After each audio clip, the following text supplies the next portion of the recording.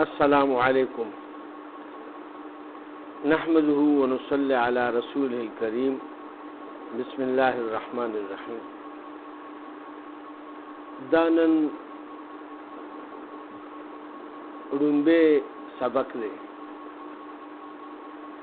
زچی په کوم ورځ یعنی په رومبي ځل استاد تکین استم د علم حاصلولو لپاره نو په خپل ټیم باندې مزان رسولو بیا هغوی ما ته چې کوم دی نو دا یو نقشه جوړه کړه د ګس لاس د ګوتو پورن او د پورن لاس نقشه راته جوړه کړه او بیا دې بندونو کې دا چې کومې کرښې والې دي اول د ګوتو نشان واچولو بیا پورن لاس نشان واچولو بیا دا کچه ګوته چې کومه وړه ګوته موږ ورته وایو که نه نو دا دې کې ړومبی یعنې دغه ولیکلو او دې ته وایي بحث اثبات فعل ماضی مطلق معروف باب ضرب یضرب صحیح. نو پړوبي بن کې یعنی د ړومبی ګوتې وړوکې کچې ګوتې په ړومبي بن کې ضربا ضربا ضربو بیا په دویمه ګوته کې ضربت ضربتا ضربنا بیا په درېمه منځنۍ ګوته باندې ضربتا ضربتما ضربتم بیا په څلورمه مسواک ګوته ضربتی ضربتما ضربتن او کټه ګوته کومه غټه ګوته چې ده انګوټه هغې باندې صرف دوه دغه واچول ضربتو ضربنا دا ټولې څوارلس صیغې دي او دا به گردان کو مونږه او دا په صرف کې یعنی د دې گردانونه دي دا اوس د کتاب صفة المصادر دا یو کتاب دی نو دې کې چې کوم دی نو دا باب ضرب یضرب صحیح دا د دې مخې ته مونږه دا ټکي دي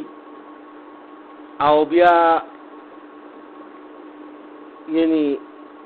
کوم مصدر چې ورته وایي مصدر پوره ټکي لکه الضرب وهل بیا د دې ضربا هغه یو کس وهلو ضربا دو کسانو وهلو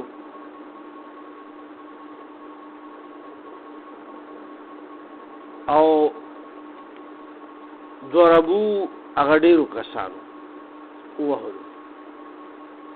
بیا ضربت یعنی هغه یوې ښځې چې کوم دی نو ووهلو ضربتا هغه دوه ووهلو ضربنا هغه ډېرو ښځو ووهلو نو دا دوه خو چې کوم دي نو دا د غایب صیغې دي که نه یو کار شوی دی خو د دې فاعل معلوم نه دی نو دا په تېره زمانه کې بیا ضربتو درېیمه ګوته چې کوم منځنۍ ګوته ده ضربتو ضربتما ضربتم ضربتا ضربتما ضربتم ضربتی ضربتما ضربتن تا یو کس سړی وهلو تاسو دو کسانو وهلو او تاسو ډیرو کسانو وهلو او تا یوې ښځې وهلو تاسو دو ښځو وهلو او تاسو ډیرو ښځو وهلو بیا د اخیری په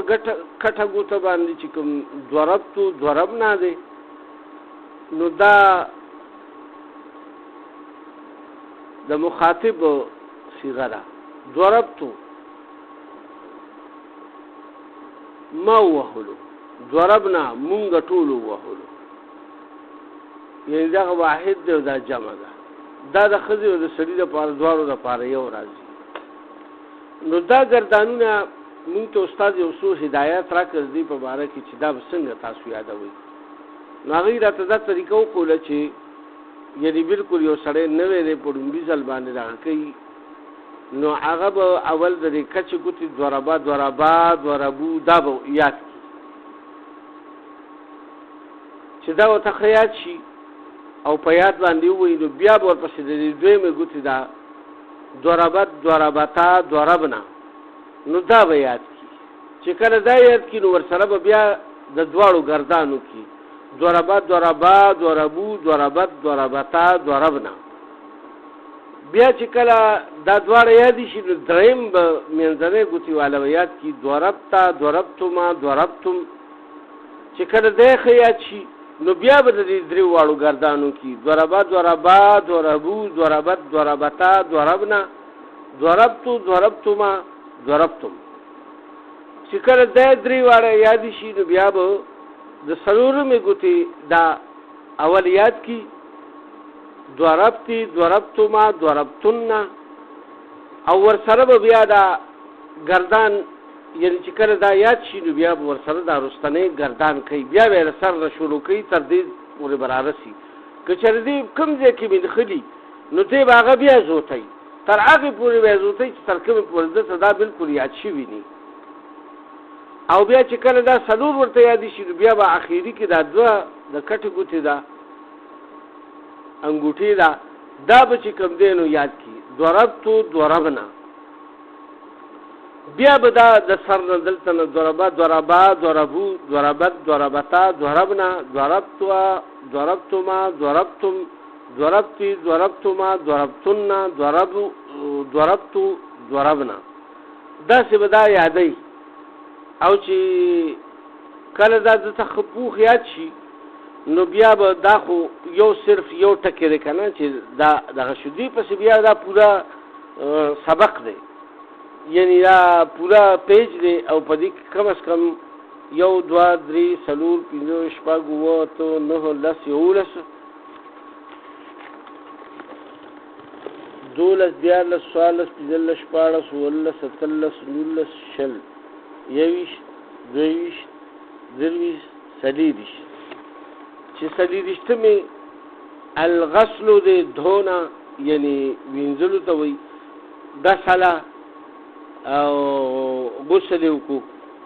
که نه نو دا به تر دې پورې دا به هر ټکي هم په دې طریقه باندې وایي نو دا یو باب دی چې دې ته ویلی شي باب ضربه یضربو صحیح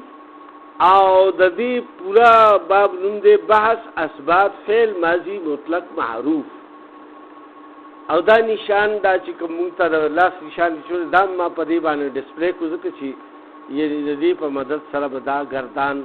مونږ کوو نو بیا به دې پسې نور ګردانونه راځي هغه به انشاءالله ورسره مونږ کوو دغه زمونږ د لومبۍ ورځې سبق دی نو انشاءالله دې له به تاسو وخت ورکوئ چې کله دا تاسو دا ټول ټکي بالکل یاد شي مونږ ته یو استاد وی چې کله تاسو د خوبه پاسئ او وی تاسو ته څوک وایي چې یاره سورې فاتحه ووایه یعنی الحمد شریف نو وی تاسو یعنی بغیر د سوچ سمجھے دغه نه شروع شي الحمدلله رب العالمین الرحمن الرحیم مالک یوم الدین ایاک نعبد و ایاک نستعین اهدنا الصراط المستقیم صراط الذین انعمت علیهم غیر المغضوب علیهم ولا الضالین آمین وی تاسو داسې وی چې داسې تاسو ته یادي یعنی اچانک که تاسو ته څوک دا وایي یاره دې کې د منځ نه شروع کړي نو چې تاسو ته دا یادي نو دا پریکټس دا خو ټیک ده چې دا خو لږ وخم غواړي او دا چې دماغ هم دغه کې خو دې سره انشاءالله دماغ تیزېږي